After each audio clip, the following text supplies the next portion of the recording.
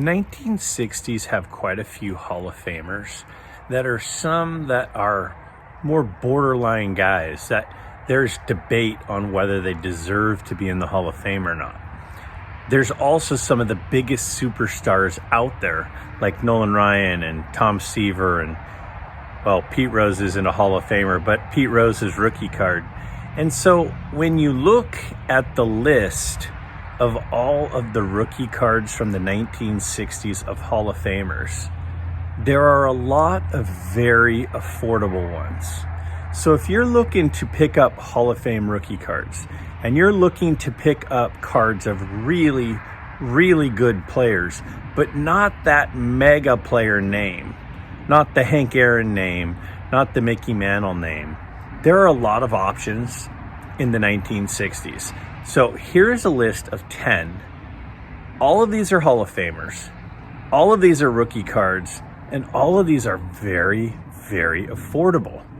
So if you're looking to put a collection together and have Hall of Fame players in it, you might want to look into picking these ones up. So again, these are all going to be Hall of Fame rookie cards, all from the 1960s. And they're the ones that are affordable. Yeah, there are going to be bigger names, but these are some affordable ones that most of us could add to our collection. So Jim Cott, 1960 rookie card. He had almost 300 wins. He's the best defensive pitcher ever. 16 gold gloves. He had almost 2,500 strikeouts as well. A really, really good career. And you look at his rookie card, and in a 6, all the cards today will be 6s because we're looking in the 1960s, $112. I mean, this is a card that's over 60 years old and a Hall of Famer with nearly that 300 win mark. He was closing in on 2,500 strikeouts, an unbelievable defensive player, a reliable pitcher for a long time for $115 in a 6. Next up, Ron Santo. Ron Santo is a 9-time All-Star, 5-time Gold Glover. A lot of the guys from the 1960 rookie card group were just reliable. For a long time, they were just reliable. They put up their numbers. They did their thing. 8 times he had 90 or more RBIs. And his rookie is $82 in a 6. I mean, that's a really nice looking card there. It's got the cool rookie trophy, all-star rookie trophy on there.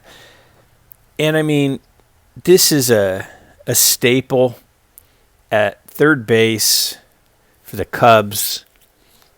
And I mean, $82, Hall of Famer. And we got Billy Williams here. Billy Williams, a very, very consistent guy. 9-time All-Star. He won the Rookie of the Year. He won a batting championship. The thing about him, 2 times he was the NL MVP runner-up. I want to say both times were to Johnny Bench. And he was just year after year after year, 25 home runs, 90 to 100 RBIs, batted around 300, and his rookie card's $81. $81. I mean, I don't know. These are Hall of Famers. Now, they're not the biggest name Hall of Famers, but they're Hall of Famers. So Tony Oliva from the 2022 class of the Hall of Fame, 8-time All-Star, 3 times he won a batting title. That's impressive. He won 2 World Series. His career batting average was over 300. I mean, again, he's not this huge name, but he was a very good player for a very long time. That 63 set of rookie cards is brutally tough. It's $255. Now, I think a couple of reasons why this is as high as it is. For one, that 63 set is just brutal. I think it's really tough to get in a good condition. So the higher conditioned ones are very expensive. But also, he's a recent Hall of Famer, so there's probably a little bit of a spike from that. All right, next up, Willie Stargell, 10-time All-Star. He won an NL MVP. Twice he was the NL home run leader. He won a World Series and was the World Series MVP. He had almost 500 home runs for Willie Stargell. Now, again, the 1963 set is a really difficult set to find cards in nice condition, so it does drive the prices up. So a Stargell rookie in a 6 is $391, but it has a lot more to do with the set being so difficult in high condition. So, this is one of the more expensive ones in this group, but still $400 is not an outrageous amount of money. Next up, Phil Niekro. Now, some people kind of bash on Phil Niekro, but this guy had 3,300 strikeouts, had over 300 wins, and he was a 5-time All-Star, but he was just a reliable, solid, effective pitcher for a really, really long time. Similar to another guy that's going to be on this list. And his rookie card in a 6 is $152. I mean, he was a little unconventional, obviously, but the amount of time that he was a effective pitcher and the stats that he piled up over his career. I mean, he's a clear Hall of Famer just based on his statistics. Now, Joe Morgan, whenever you're talking middle infielders, their actual power numbers and things aren't. It's hard to take their value and put it onto a stat sheet. But he was a 10-time All-Star. He won 2 NL MVPs as a middle infielder, 5 Gold Gloves, and then obviously a couple of World Series championships. But I mean, again, back to that, 2 times he was the league MVP as a second baseman. And a really good guy. I mean, having him as a color commentator in the ESPN booth for years was a lot of fun to listen to him. $167 for a 6. It's a good-looking card of a really, really good second baseman. Again, I mentioned this on my last video. There aren't a lot of second basemen in the Hall of Fame. So when you are a Hall of Famer in the played second base, you're one of the top, 15 or 20 ever to play the position. All right, Catfish Hunter, 8-time All-Star, 5-time World Series champ. He won an AL Cy Young.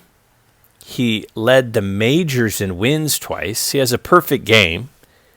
He led the American League in ERA once. Now, unfortunately, he died at a really young age. His rookie is $112. Now, I know a lot of people don't like the multiple player rookie cards. I get that, but you know what? I think there's something kind of special about it to me. If you think about a multiplayer rookie card, the reason there's multiple players on there is because they didn't know who was going to be good. So they just threw a bunch of names on a card hoping one of them would pay off. It shows how these guys came from unknown to a Hall of Famer. It's kind of cool. Tony Perez, 7-time All-Star, 3-time World Series champ. He had 25 home runs 7 times. He had 100 RBIs 7 times. He's the first Cuban-born Hall of Famer. Now, again, the names in this list, they're not these outrageous names, but they were consistently really good players for a really long time. And his rookie card's $102. I hope you'll consider subscribing to my channel. Again, it's like $20-25 just to get a card graded. All right, Fergie Jenkins. A lot like Niekro. Pitched forever. Piled up some outrageously high stats. He had almost 3,200 career strikeouts. He won a Cy Young Twice he was the wins leader. He had almost 300 wins. And you know that people say, oh, he just lasted a long time. Well, you know what? He had a 3.34 career ERA, so he was pretty effective for quite a while. And his rookie card is $130. Again, it's a multiplayer rookie card, but man, it's Fergie Jenkins. He's a Hall of Famer. So again, which of these rookie cards from the 1960s that are very affordable do you think is the best value? Not who's the best player, but which of these do you think is the best value for what the price is going for and the quality of the player? Let me know what you think. Appreciate you watching as always. Leave a comment. That's my favorite part.